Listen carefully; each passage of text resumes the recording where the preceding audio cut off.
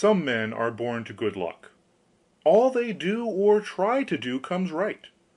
All that falls to them is so much gain. All their geese are swans, all their cards are trumps. Toss them which way you will, they will always, like poor puss, always alight on their legs and move on so much the faster. The world may very likely not always think of them as they think of themselves, but what care they for the world? What can it know about the matter?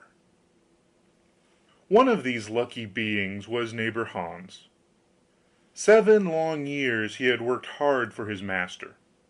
At last he said: "Master, my time is up. I must go home and see my poor mother once more. So pray pay me my wages and let me go." And the master said: "You have been a faithful and good servant, Hans, so your pay shall be handsome." Then he gave him a lump of silver as big as his head. Hans took out his pocket handkerchief, put the piece of silver into it, threw it over his shoulder, and jogged off on his road homewards. As he went lazily on, dragging one foot after the other, a man came in sight trotting gaily along on a capital horse.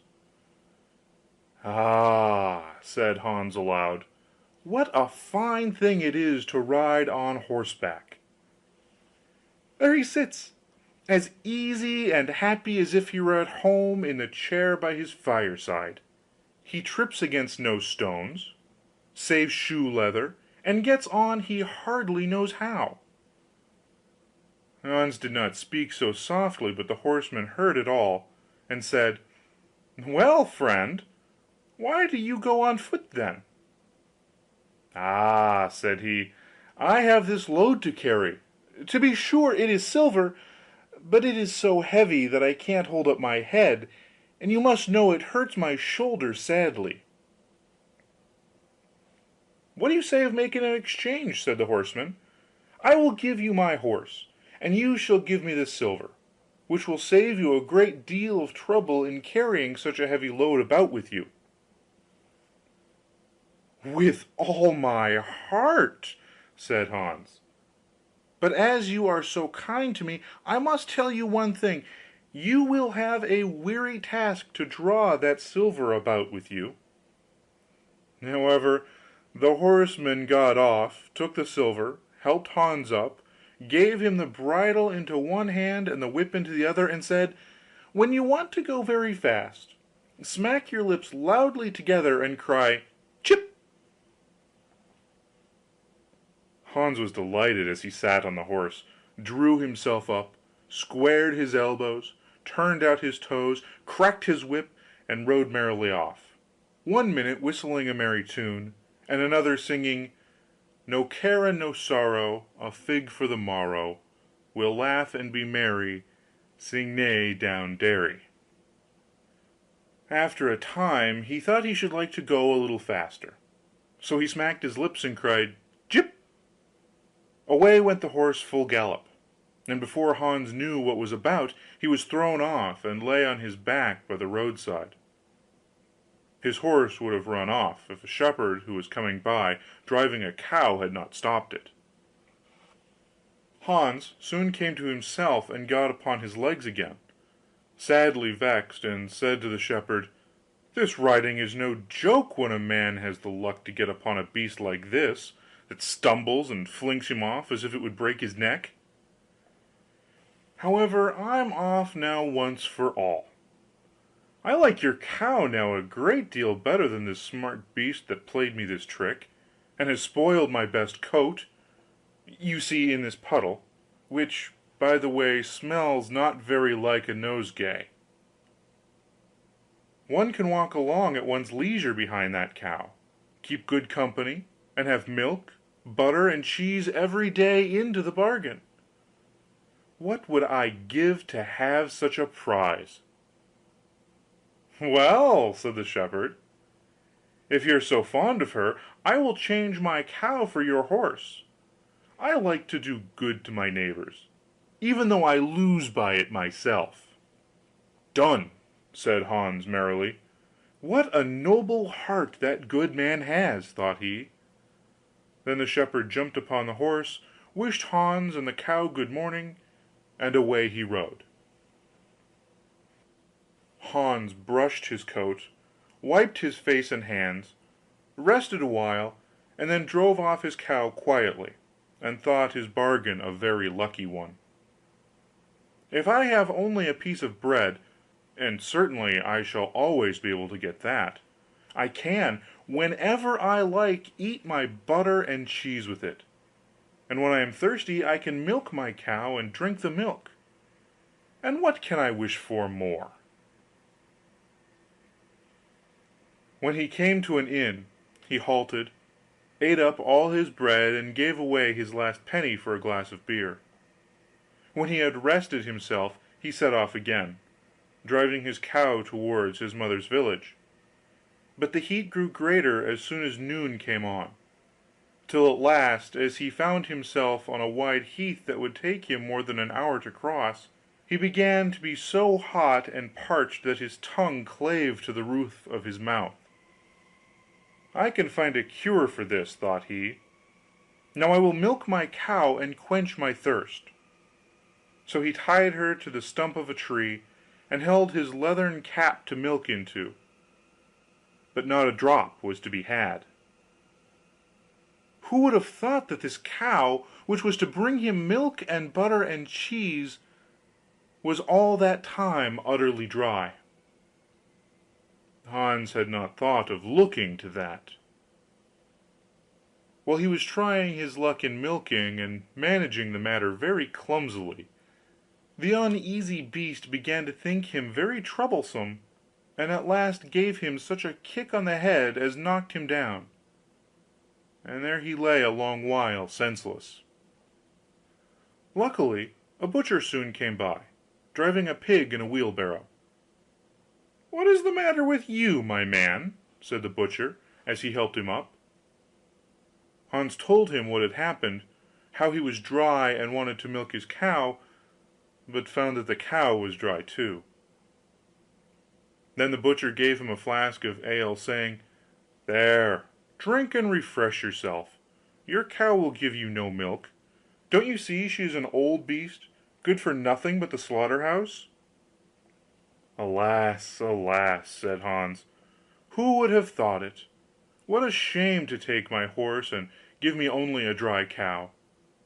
If I kill her, what will she be good for? I hate cow beef; it is not tender enough for me. If it were a pig, now, like that fat gentleman you are driving along at his ease, one could do something with it; it would at any rate make sausages.' 'Well,' said the butcher, 'I don't like to say no when one is asked to do a kind neighbourly thing. To please you, I will change and give you my fine fat pig for the cow.' 'Heaven reward you for your kindness and self denial!' said Hans, as he gave the butcher the cow, and taking the pig off the wheelbarrow drove it away, holding it by the string that was tied to its leg. So on he jogged, and all seemed now to go right with him. He had met with some misfortunes, to be sure, but he was now well repaid for all. How could it be otherwise with such a travelling companion as he had at last got? The next man he met was a countryman carrying a fine white goose. The countryman stopped to ask what was o'clock, and this led to further chat, and Hans told him all his luck, how he had so many good bargains, and how all the world went gay and smiling with him. The countryman began to tell his tale, and said he was going to take the goose to a christening. 'Feel,' said he, 'how heavy it is, and yet it is only 8 weeks old. Whoever roasts and eats it will find plenty of fat upon it, it has lived so well.' 'You're right,' said Hans, as he weighed it in his hand; 'but if you talk of fat, my pig is no trifle.' Meantime the countryman began to look grave, and shook his head. 'Hark ye,' said he, 'my worthy friend, you seem a good sort of fellow, so I can't help doing you a kind turn. Your pig may get you into a scrape. In the village I just came from, the squire has had a pig stolen out of his sty. I was dreadfully afraid, when I saw you, that you had got the squire's pig. If you have, and they catch you, it will be a bad job for you. The least they will do will be to throw you into the horse pond. Can you swim?" Poor Hans was sadly frightened. "Good man," cried he, "pray get me out of this scrape. I know nothing of where the pig was either bred or born, but he may have been the squire's for aught I can tell. You know this country better than I do. Take my pig and give me the goose." "I ought to have something into the bargain," said the countryman. "Give a fat goose for a pig? Indeed! 'Tis not every one would do so much for you as that. However, I will not be hard upon you, as you are in trouble." Then he took the string in his hand and drove off the pig by a side path, while Hans went on the way homewards free from care. "After all," thought he, "that chap is pretty well taken in. I don't care whose pig it is, but wherever it came from it has been a very good friend to me. I have much the best of the bargain, for there will be a capital roast, and the fat will keep me in goose grease for 6 months. And then there are all the beautiful white feathers. I will put them into my pillow, and then I am sure I shall sleep soundly without rocking.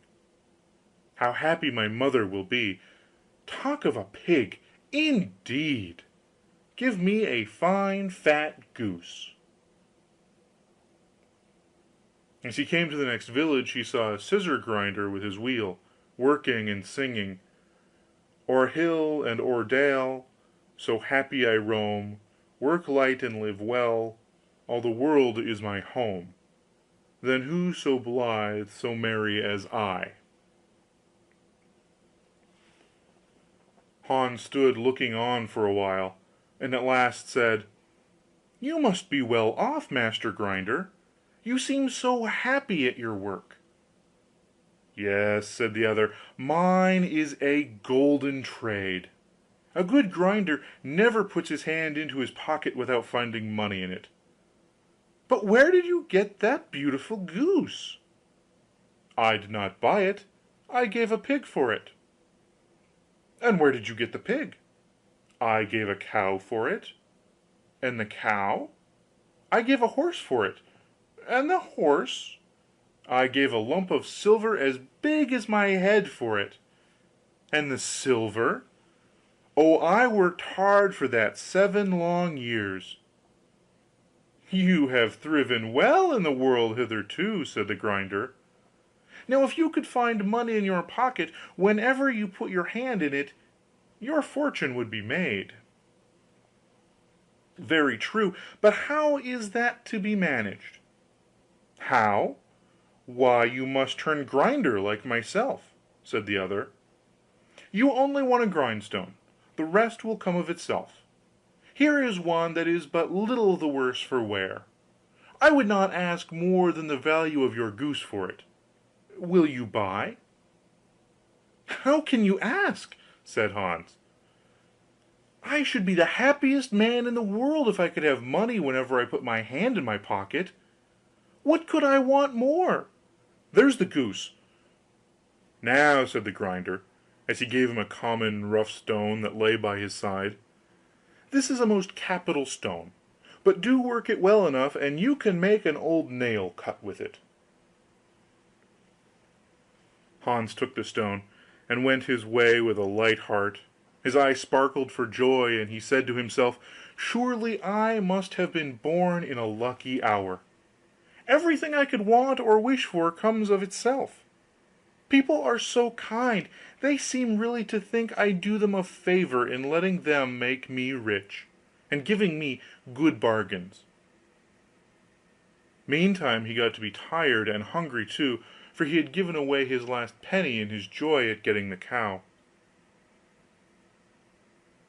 At last he could go no further, for the stone tired him sadly, and he dragged himself to the side of a river. that he might take a drink of water and rest awhile.